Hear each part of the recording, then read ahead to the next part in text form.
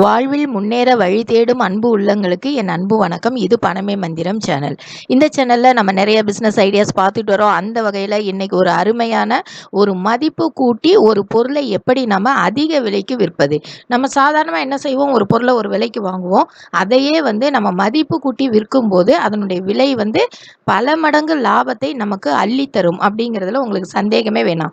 எந்த ஒரு மதிப்பு கூட்டு பொருளுக்கும் அந்த நம்மளுடைய அந்த விற்கக்கூடிய அந்த லாபம் அப்படிங்கிறது அதிகமாக இருக்கிறதுனால கவர்மெண்ட் சைடில் இருந்தே கூட இப்போ இந்த மதிப்பு கூட்டு தொழிலை ரொம்ப ஆதரிக்கிறாங்க அப்படின்னே நம்ம சொல்லலாம். ஏன் அப்படின்னு பார்த்தீங்கன்னா, ஒரு பொருள் சாதாரணமாக விற்கும்போது வித்துடலாம், கம்மியான ரேட்டுக்கு போகலாம், கொஞ்சம் அழுகி போகலாம், கொஞ்சம் வீணாக போகலாம். இதெல்லாம் இல்லாமல் நம்ம மதிப்பு கூட்டி விற்கும்போது அதனுடைய மதிப்பு அதிகமாகுது, அதில் விவசாயிகளுக்கு கிடைக்கக்கூடிய அந்த லாபம் அதிகமாகுது, அதே நேரத்தில் அந்த பொருள் வீணாகாமையும் தடுக்கப்படுது. இதனால இப்போ என்ன பண்றாங்க, கவர்மெண்ட்ல மதிப்பு கூட்டி ஒரு பொருளை விற்பனை செய்யறதுல நல்ல ஆதரவு தர்றாங்க. இன்னைக்கு நம்ம பார்க்கக்கூடிய இந்த பிஸ்னஸ் கூட கவர்மெண்ட் அதிகமா இப்போ இந்த மாதிரியான மதிப்பு கூட்டு தொழிலுக்கு அவங்க என்ன பண்றாங்க, ட்ரைனிங்கே தர்றாங்க. இதுக்கு நீங்க லோன் வாங்குனீங்க அப்படின்னாலும் உங்களுக்கு மானியத்தோட லோன் கிடைக்கும்.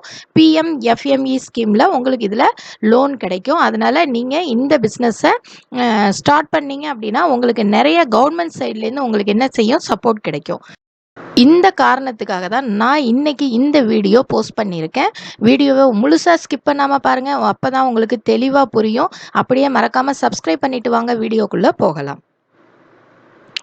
இன்னைக்கு நம்ம பார்க்கக்கூடியது என்ன அப்படின்னா அத்திப்பழங்கள். இந்த அத்திப்பழங்கள் அப்படிங்கிறது சாதாரணமாகவே ரொம்ப சீக்கிரமாகவே அந்த பழம் கெட்டு போகக்கூடிய தன்மை உள்ளது. அப்போ அதை நம்ம என்ன செஞ்சுக்கலாம், மதிப்பு கூட்டி விற்கலாம்.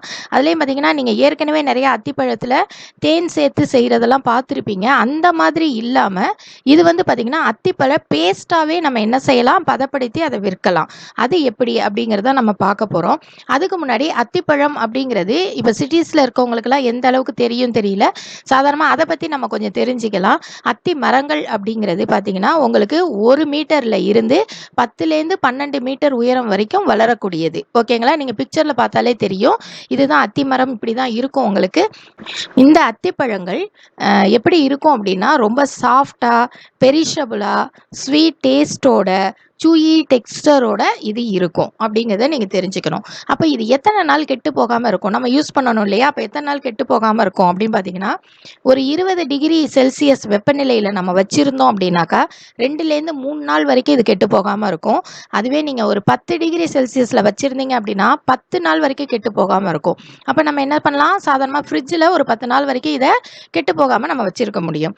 1 டிகிரி செல்சியஸ் அப்படி வச்சுருந்தோம்னா ஒரு 20 நாள் வரைக்கும் இந்த பழங்கள் என்ன செய்யாமல் இருக்கும், கெட்டு போகாமல் நல்லபடியாக இருக்கும். ஓகேங்களா, இது நம்ம ஃப்ரீசர் என்ன செய்யலாம், பயன்படுத்தலாம் இதுக்கு. சரி, அப்போ உலகம் ஃபுல்லாக அத்திப்பழங்கள் ப்ரொடக்ஷன் பண்ணக்கூடிய நாடுகளில் எந்த அளவுக்கு பண்ணுறாங்கன்னு பார்த்தீங்கன்னா 1.5 மில்லியன் டன்ஸ் அத்திப்பழங்கள் என்ன செய்கிறாங்க, உற்பத்தி பண்ணுறாங்க. இதில் முக்கியமான நாடுகள் பார்த்தீங்கன்னாக்கா ஸ்பெயின், துருக்கி, எகிப்து, அல்ஜீரியா, இந்த 4 நாடுகளும் அதிகமாக அத்திப்பழத்தை என்ன செய்கிறாங்க, உற்பத்தி பண்ணுறாங்க. அப்போ அங்கே மரங்கள் அதிகம், உற்பத்தி அதிகம் அப்படிங்கிறத நம்ம தெரிஞ்சுக்கலாம்.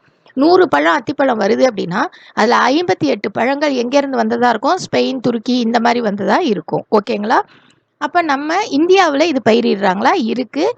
அப்போ எங்கெங்கே இருக்குன்னா மகாராஷ்டிரா ஃபர்ஸ்ட்டில் இருக்குது. நெக்ஸ்ட் பார்த்திங்கன்னா குஜராத், உத்தரப்பிரதேஷ், கர்நாடகா, தமிழ்நாடு, இந்த மாதிரியான 5-6 மாநிலங்களில் இது என்ன செய்கிறாங்க, பயிரிடுறாங்க. ஓகே, இதில் வெரைட்டிஸ் அப்படின்னு பார்த்தீங்கன்னா நிறைய வெரைட்டிஸ் இருக்குது.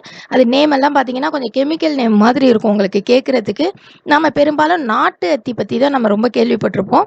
இதில் பார்த்தீங்கன்னா செலஸ்ட், ப்ரௌன் டர்க்கி, அதுக்கப்புறம் பிளாக் இஸ்சியா, பூனா, மெர்சலிஸ், பர்ன்ஸ்விக், இந்தியன் வெரைட்டி, இந்த மாதிரி நிறைய இருக்குது. இந்த மாதிரியான வெரைட்டிஸ்லலாம் அத்திப்பழங்கள் நமக்கு கிடைக்கிது. இதை நம்ம எப்படி தெரிஞ்சுக்கலாம் அப்படின்னா அதோட கலரை வச்சு, அதோட டெக்ஸ்சரை வச்சு, அதோட டேஸ்ட்டை வச்சு என்ன செய்கிறாங்க, இதை பிரிக்கிறாங்க. இந்த அத்திப்பழத்தில் என்னென்ன மாதிரியான சத்துக்கள் இருக்குது அப்படின்னு பார்த்தீங்கன்னா புரோட்டீன், ஃபேட் இருக்குது, கார்போஹைட்ரேட் இருக்குது. அதுக்கப்புறம் பார்த்தீங்கன்னாக்கா நமக்கு ரொம்ப கம்மியாக நம்ம உடம்புக்கு தேவை, ஆனால் அது கிடைக்காது அப்படின்னு சொல்கிற நிறையா பொருள் இருக்குது. அது என்னென்னு பார்த்தீங்கன்னா காப்பர், மெக்னீஷியம், பொட்டாசியம், அப்போ விட்டமின் B6 இருக்குது, விட்டமின் K இருக்குது. இந்த மாதிரி நிறைய சத்துக்கள் இதில் அடங்கி இருக்குது. அதனால் அத்திப்பழம் அப்படிங்கிறது நிறைய சத்துக்களை அடக்கிய ஒரு பழம். ஓகே, இப்போ நம்ம இதுலேருந்து என்னென்ன மதிப்பு கூட்டு பொருள் தயாரிக்கலாம் அப்படின்னு பார்த்தீங்கன்னா ஃபிக் பேஸ்ட் பண்ணலாம். அதுதான் நம்ம இன்னைக்கு பார்க்க போகிறோம். நெக்ஸ்ட்டு பார்த்தீங்கன்னா ஃபிக்கில் ஜெல்லி, ஃபிக்குன்னா அத்திப்பழம், ஓகேங்களா? ஃபிக்கில் ஜெல்லி பண்ணலாம். நெக்ஸ்ட்டு ஃபிக் ஸ்ப்ரெட் பண்ணலாம். நெக்ஸ்ட்டு ஃபிக் மேர்மேட் பண்ணலாம். நெக்ஸ்ட்டு ஜாம் பண்ணலாம். இந்த மாதிரி நிறைய செய்ய முடியும். டாஃபி பண்ணுறாங்க, இதுலேருந்து ஸ்குவாஷ் கூட பண்ணுறாங்க, ஓகேங்களா? இதெல்லாம் இதுலேருந்து செய்ய முடியும். ஓகே, இப்போ நம்ம அத்திப்பழம் எப்படி பேஸ்ட் வந்து எப்படி தயாரிக்கலாம் அப்படின்னு பார்க்க போகிறோம். இதில் பார்த்தீங்க அப்படின்னாக்கா இந்த அத்திப்பழ பேஸ்ட் முதல்ல எங்கே யூஸ் ஆகுது, அப்போ தானே நம்ம இதை தயாரிக்கிறது ஒரு யூஸ்ஃபுல்லான விஷயமானு தெரியும். சாதாரணமாக டெசர்ட்டில், அப்புறம் வந்து பேஸ்ட்ரியில், பான் கேக்ஸ் எல்லாம் தயாரிக்கிறாங்கல்ல, அதில் ஹாட் பிவரேஜஸ், ஹாட் ட்ரிங்க்ஸ் எல்லாம் தயாரிக்கிறாங்க இல்லையா, அதிலெல்லாம் என்ன செய்கிறாங்க, இதை வந்து பயன்படுத்துகிறாங்க. அப்போது இதோட மதிப்பு இப்போயே உங்களுக்கு ஹாட் பிவரேஜெலாம் பயன்படுத்துகிறாங்கன்னா இதோட மதிப்பு இப்போ உங்களுக்கு தெரிஞ்சிருக்கும். அப்போ அத்திப்பழத்தை எப்படி பேஸ்ட்டாக மதிப்பு கூட்டி விற்கலாம், அதுக்கு என்ன ப்ராசஸ் இருக்குது அப்படிங்கிறத இப்போ நம்ம பார்க்க போகிறோம். இப்போ நம்ம அத்திப்பழங்களை அதோட கலர், ஃப்ளேவர் இதை பொறுத்து நமக்கு கிடைக்கக்கூடிய அந்த பேஸ்ட் வந்து என்ன செய்யும், கலரோ டெக்ஸ்சரோ என்ன செய்யும், மாறும். இதில் அப்போ நம்ம என்ன செய்யணும், ஒரு நோயுள்ள பழங்கள், டேமேஜ் ஆனது, அழுகுனது, இதையெல்லாம் நம்ம என்ன செய்ய வேண்டியிருக்கும், நீக்க வேண்டியிருக்கும். நம்ம ஃபஸ்ட்டு என்ன செய்கிறோம், இந்த அத்திப்பழங்களை வாஷ் பண்ணுறோம். வாஷ் பண்ணிவிட்டு திரும்ப குளோரின் டை ஆக்சைடு 5 ppm சொல்லுவாங்க, அதில் என்ன பண்ணணும், கழுவணும். கழுவுனதுக்கப்புறம் நம்ம திரும்ப ஒரு தடவை வாஷ் பண்ணணும். ஃபஸ்ட்டு யூஸ் பண்ணுறது நார்மல் வாஷர், நீங்கள் சாதாரணமாக கூட இதை வாஷ் பண்ணிக்கலாம். நெக்ஸ்ட்டு வாஷ் பண்ணுறது பபுள் வாஷர், அதாவது தண்ணி நல்லா பபுள் ஆகி வர இடத்துல நிறைய போட்டு நிறைய நேரம் வாஷ் பண்ணுற மாதிரி இருக்கும், அந்த மாதிரி வாஷ் பண்ணணும். இந்த மாதிரி 2 முறைகளாக என்ன செஞ்சுக்கலாம், அத்திப்பழங்களை நம்ம வாஷ் பண்ணி எடுத்துக்கலாம். நல்லா கழுவுனதுக்கப்புறம் நீங்கள் அதில் இருக்க மண் மற்ற பொருட்கள்லாம் போனதுக்கப்புறம் நம்ம என்ன செய்யணும்னா இதை பிரிப்பாங்க. அதுக்கப்புறம் எப்படின்னா சார்ட்டிங் பண்ணுவாங்க, கரெக்டான பழங்களை தேர்ந்தெடுக்கிறது, கரெக்டான கலரை பிரித்து எடுக்கிறது, லைட்டாக, க்ரீனாக, எல்லோவா, இந்த மாதிரி நம்ம என்ன செஞ்சுக்கலாம், பிரித்து வச்சுக்கலாம். இதுக்கு வந்து நம்ம நார்மலாக நம்ம வீடுகளில் செய்யும்போது நம்ம கையால் பயன்படுத்திக்கலாம். ஆனால் நம்ம தொழிலாக செய்யும்போது யூவி லேம்ப்னு ஒன்று இருக்குது, அதை பயன்படுத்தி நம்ம என்ன பண்ணிக்கலாம், இதை செப்பரேட் பண்ணிக்கலாம். இது வந்து ஒரு 5 நிமிஷம் வேலையில் முடிஞ்சிடும். யூவி லேம்பெல்லாம் யூஸ் பண்ணிங்கன்னா நீங்கள் எவ்வளோ பழங்கள் பயன்படுத்தினாலும் ஒரு 5 நிமிஷத்தில் அது என்ன பண்ணிடும், தனித்தனியாக பிரித்து கொடுத்துரும். நம்ம வீடுகளில் நம்ம மேனுவலாக பண்ணுறோம் அப்படிங்கும்போது கொஞ்சம் நேரம் எடுத்து இதை என்ன செய்ய வேண்டியிருக்கும், பிரிக்க வேண்டியிருக்கும். பெரும்பாலும் இந்த அழுகின பழங்கள்லாம் நம்ம தவிர்த்துட்டோம் அப்படின்னாக்கா இந்த பொருள் ரொம்ப நாளைக்கு கெட்டு போகாமல் இருக்கும். நெக்ஸ்ட்டு நம்ம என்ன செய்யணும்னா கிரைண்டிங் பண்ணணும். அதுக்கப்புறம் அதுலேருந்து என்ன செய்யணும், பல்பிங் பண்ணணும். இப்போ கிரைண்டிங் பண்ணுறதுக்கு மிஷின் இருக்குது, கிரைண்டர் மிஷினை வந்து நம்ம யூஸ் பண்ணிக்கலாம். அதாவது ஃப்ரூட் கிரைண்டிங் மிஷின் அப்படின்னே இருக்குது, அதை நம்ம யூஸ் பண்ணிக்கலாம். இப்போ இந்த கிரைண்டிங் மிஷினில் நம்ம கிரைண்ட் பண்ணதுக்கு அப்புறமா நம்ம திரும்ப இதை எங்கே கொண்டு போகிறோம், பல்பிங் மிஷினுக்கு கொண்டு போவோம். ஃப்ரூட் பல்பிங் மிஷின், அந்த மிஷினுக்கு நம்ம கொண்டு போகிறோம். அந்த மிஷினில் நம்ம 1 கிலோ வந்து அத்திப்பழங்கள் நம்ம எடுத்தோம் அப்படின்னாக்கா அதோட நம்ம ஒரு 2 கிலோ சுகர் வந்து நம்ம சேர்க்க வேண்டியதாக இருக்கும். சேர்த்துட்டு அதோட சோய் புரோட்டீன் அப்படின்னு இருக்குது, SOY, சோய் புரோட்டீன் அப்படின்னு இருக்குது. அந்த ஐசோலேட்டு, சோய் புரோட்டீன் ஐசோலேட், இதை வந்து ஒரு 3% வந்து நம்ம என்ன செய்கிறோம், சேர்க்கணும். இதோட கொஞ்சம் சல்ஃபர் டை ஆக்சைடு சேர்ப்பாங்க. ஆனால் நம்ம நார்மலாக வீடுகளில் செய்யும்போது இதெல்லாம் அந்த அளவுக்கு தேவைப்படாது. ஏன்னா வீடுகளில் ரொம்ப பல்காக நம்ம என்ன செய்ய போகிறதில்ல, பண்ண போகிறதில்ல. இந்த மாதிரி பெரிய மிஷினரிஸ் வச்சு நீங்கள் பண்ணுறீங்க அப்படிங்கும்போது சல்ஃபர் டை ஆக்சைடு வந்து 1 கிலோவுக்கு நம்ம வந்து ஒரு 0.05% வந்து நம்ம சேர்க்க வேண்டியிருக்கும், ஓகேங்களா? அந்த மாதிரி நம்ம சேர்த்து இதை என்ன பண்ணிக்கணும், திரும்ப அந்த பல்பிங் மிஷினில் என்ன செய்யும், நல்லா அரைச்சி உங்களுக்கு பேஸ்ட்டாக கொடுத்துரும். அதுக்காக தான் அதை வந்து நம்ம யூஸ் பண்ணுறோம். நெக்ஸ்ட்டு நம்ம என்ன செய்யணும்னா இது வந்ததுக்கப்புறம் நம்ம என்ன செய்யலாம், நல்லா மிக்ஸ் பண்ணிக்கலாம்.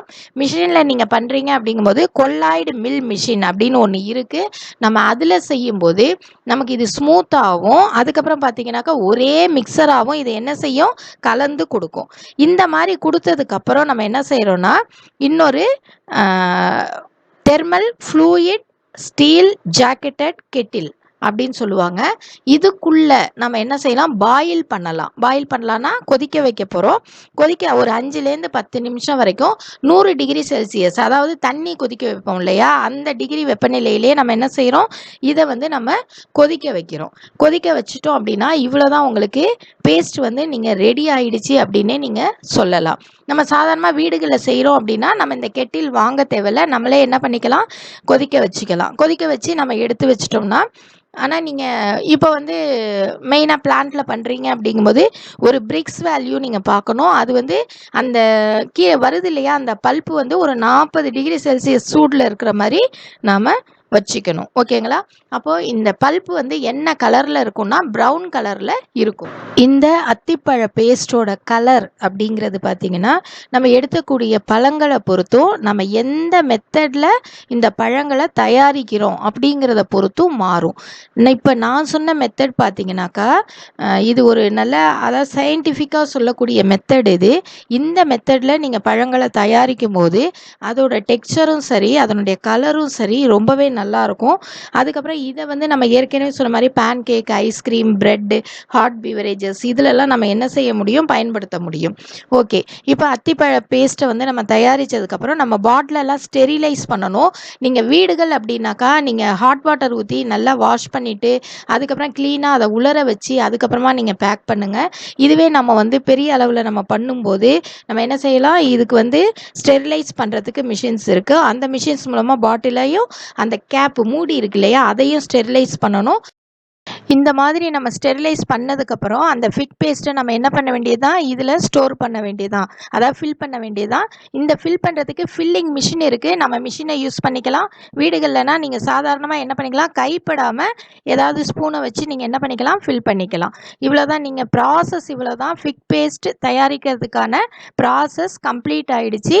இப்போ நம்ம இந்த ஃபிக் பேஸ்ட்டை நம்ம எப்படி வந்து மார்க்கெட்டிங் பண்ணலாம் அப்படின்னு சொல்லிட்டு பார்த்தோம் அப்படின்னாக்கா, இந்த ஃபிக் பேஸ்ட் மார்க்கெட்டிங் வந்து இது வந்து புது தொழிலாக இருக்கிறதுனால, இதுக்கு முன்னாடி பார்த்திங்கன்னா காய வச்சு அத்திப்பழங்களை உலர வச்சு எல்லாம் விற்றுருப்பாங்க, தேனில் போட்டு விற்றுருப்பாங்க. ஆனால் இது வந்து பார்த்திங்கன்னா உங்களுக்கு பேஸ்ட்டாக விற்கிறதுனால இது புது தொழில். அப்போ இதை நீங்கள் என்ன பண்ணணும், உங்களுக்கு எவ்வளோ மேனுஃபேக்சரிங் காஸ்ட் வருது, அதுக்கப்புறம் பார்த்திங்கன்னா உங்களுக்கு இபி செலவு என்ன, டிரான்ஸ்போர்ட் செலவு என்ன, அதுக்கப்புறம் ஒரு மினிமம் ஒரு ப்ராஃபிட்டை வச்சு நம்ம என்ன செஞ்சுக்கணும், இதில் சேல் பண்ணிக்கணும். அந்த மாதிரி நீங்கள் என்ன பண்ணிக்கலாம். அப்போ எங்கெங்கே மார்க்கெட் பண்ணலாம், ஆன்லைன் தளங்களில் மார்க்கெட் பண்ணலாம். நெக்ஸ்ட்டு பார்த்திங்கன்னா நீங்கள் இந்த ப்ரெட்டு, பாஸ்ட்ரி, அப்புறம் வந்து பார்த்திங்கனாக்கா ஏற்கனவே சொன்னது தான் பான் கேக்ஸு, அந்த மாதிரி தயாரிக்கக்கூடிய அந்த ஃபேக்ட்ரிஸில் நம்ம என்ன பண்ணிக்கலாம், பேசிக்கலாம். நெக்ஸ்ட் இந்த ஹாட் பீவரேஜஸ் தயாரிக்கிறாங்க இல்லையா, அங்கே வந்து நல்ல ரேட்டுக்கு இது போகும். அந்த இடத்துல நம்ம என்ன பண்ணலாம், இதை சேல் பண்ணலாம். ஓகே, நம்ம இப்போ ப்ராசஸ் எல்லாமே நம்ம இப்படி யூடியூப்பில் பார்த்துருக்கோம். எல்லா பிஸ்னஸுமே நம்ம யூடியூப்பை பார்த்துட்டு அப்படியே ஆரம்பிக்க முடியுமா அப்படின்னாக்கா, இது ஜஸ்ட்டு ஐடியா மட்டும்தான். அப்போ நீங்கள் என்ன பண்ணலாம், இதுக்கு ஒரு ட்ரைனிங் எடுத்துக்கலாம். அப்போ இந்த ட்ரைனிங் எங்கே எடுக்கலாம் அப்படின்னா, IIFPT அப்படின்னு சொல்லக்கூடிய Indian Institute of Food Processing Technology, அந்த இன்ஸ்டியூட்டில் நீங்கள் என்ன பண்ணிக்கலாம், இதுக்கான ட்ரைனிங் எடுத்துக்கலாம். இதுக்கான ட்ரைனிங் அவைலபிளாக இருக்குது.